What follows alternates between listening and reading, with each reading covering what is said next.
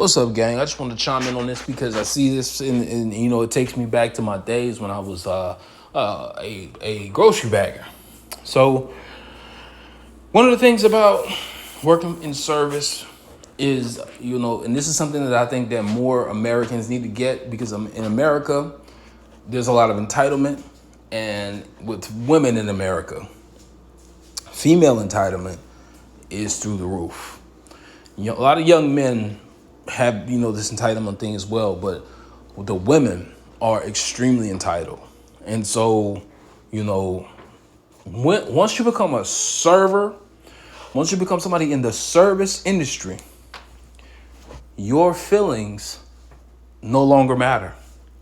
You have to be able to extricate your feelings from the equation. You have to be able to remove your frustrations, your hangups, your prejudice, your everything that you have that's personal to yourself.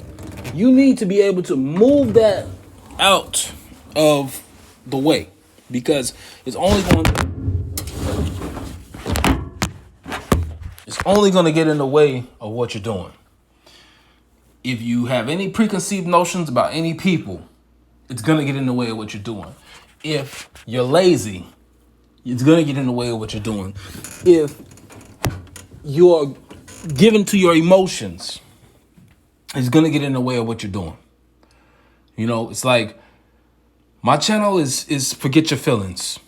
And that goes into everything, because your feelings are literally what's got you hung up in life, especially in the United States of America, because your feelings are what's telling you you shouldn't be doing a certain job. Your feelings are what's telling you that you deserve more. Your feelings are what's telling you that you need to be, your feelings are telling you that you need to be earning all this money. You need to be talked to with respect. You need to be,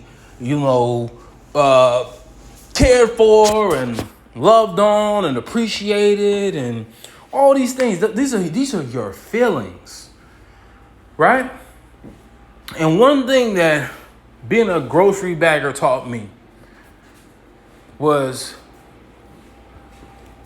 people don't care about your feelings when you are when you're in their service. Like, when you are there and you are the help, they don't care about your feelings. You don't have feelings anymore. All that matters is that you get the job done. I'm paying you. I'm gonna pay you depending on how I feel about you. I might not like the cut of your jib. I'm not gonna give you nothing. Is what it is. I don't like the way you looked at me. I don't like the way you smile. Looks fake, doesn't look genuine. I think you're a racist. I think you're a sexist. I think you're a misogynist. I think you're a misandrist. I think you with the KKK. I think you're a Muslim. I think you're a terrorist. I'm not tipping you nothing. And I'm gonna make your experience harder. Just because that's how I feel. Now, your job, this is your job.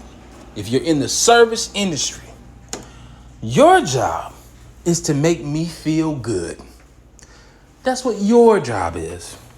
So when you get in to my service area, whether that's my barber chair, my salon chair, my taxi cab, my Uber, you sit down at my table, you're taking my groceries. Anything that when you come into, or I'm taking your groceries, when you come into my space, my job is to make you feel as good about me and about your life as possible. That's my job. I have to learn to steel myself from everything going on around me And I have to learn how to entertain you and make you the most interesting person on earth while I provide the best service to you that I can possibly provide to you. So I have to belittle myself while I uplift you. That's a skill. That is a skill that stupid people can never understand, never think to master. There's a certain type of person who can be in the service industry and succeed in the service industry. And sadly, so many people look at that person and they just say, oh, he's a bartender. He makes $500 a night. He's commanding a $250,000 a year salary. How come I'm only making $100 a night? Why can't I do what he does? Or she's a waitress. She makes $300 a night at a regular restaurant. She's not going to fancy restaurants. She's at a regular $3 cafe.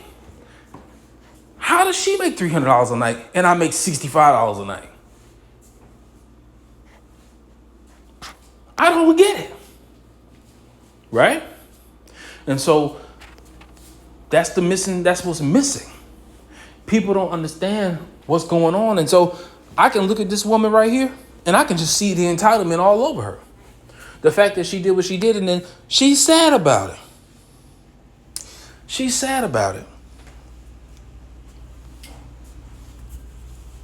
She's sad about the fact that she might have got locked up or whatever, but this looks like a mugshot. But she's sad about it.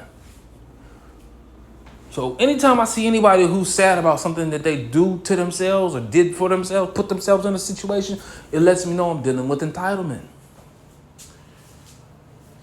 It's that simple. So if you are not the person, if you do not have a raw, optimistic outlook, like the purest of the pure optimistic outlook, if you don't have an attitude of ingratiation to where you can ingratiate yourself to others, if you don't have a motivational outlook on life, a motivational stance, a motivational way of moving through the earth, to where you make people feel better about themselves, their lives, and what's going on with them, stay out of the service industry. That's not a place for you. Because a person who serves in all capacity. This goes back to Jesus.